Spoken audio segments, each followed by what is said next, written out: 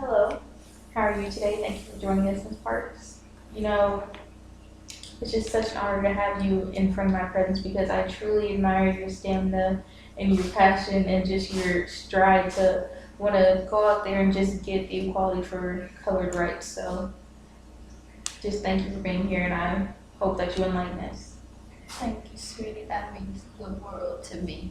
I'm just glad to see that you young folks appreciate what us leaders have done, even though it was a journey.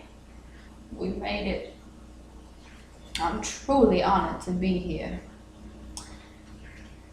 Well, as you may know, that was a very traumatic time in my life.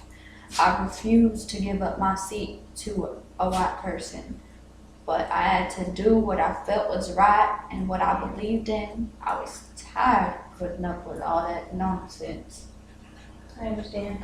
And the day, in fact, that we're talking about, December 1st, 1955, which is when the incident on the bus occurred, we all know that was a troublesome time for you. So could you just tell us, what events occurred before and after this fact?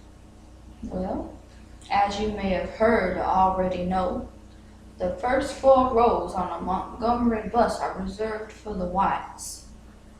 And there's a colored section located in the very rear of the bus that is so small, only about a few colored folks can fit, you know? Even though over 75% of ridership was colored folks.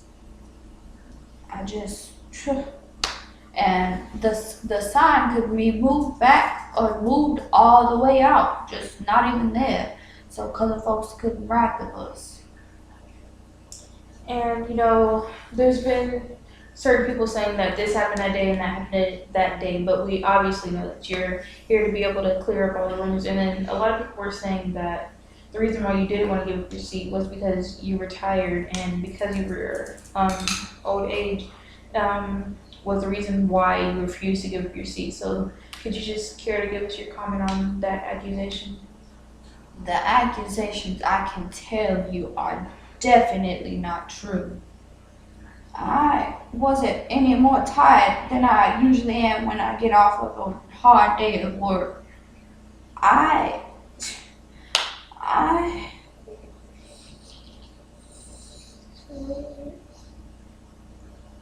And as for my age, that is just out of the question. I was only 42 years old.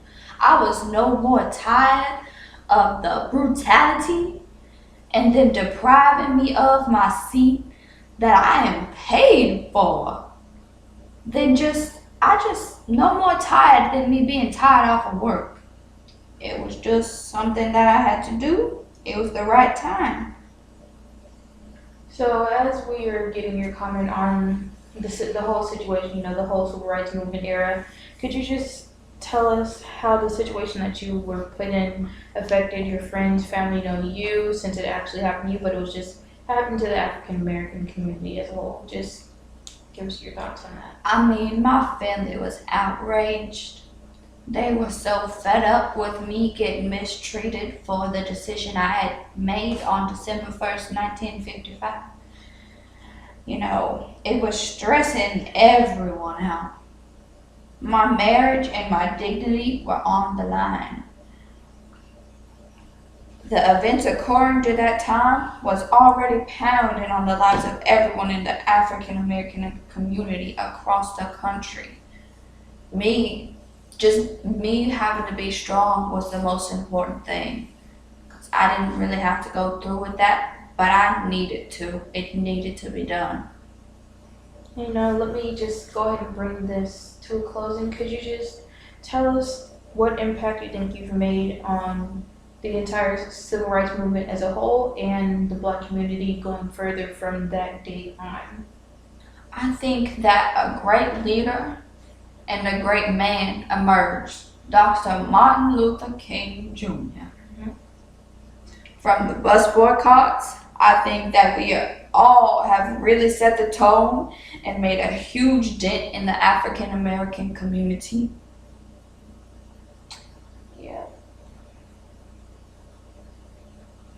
I understand you're getting kind of emotional reoccurring back to those events. So just It's just take your hard time. for me to like just think how far we have gotten.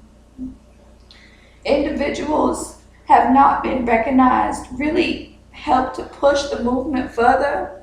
I'm glad that the younger generation is starting to follow in our footsteps and just continuing the fight for what we believe in, just for equal rights, not even just colored folks, everybody. Thank you again, Ms. Parks, for joining us. It was truly a pleasure meeting you and talking with an icon such as yourself and just being able to really put myself in that place that you were put in at that moment in time. No, sweetie, thank you. It was an honor to be here.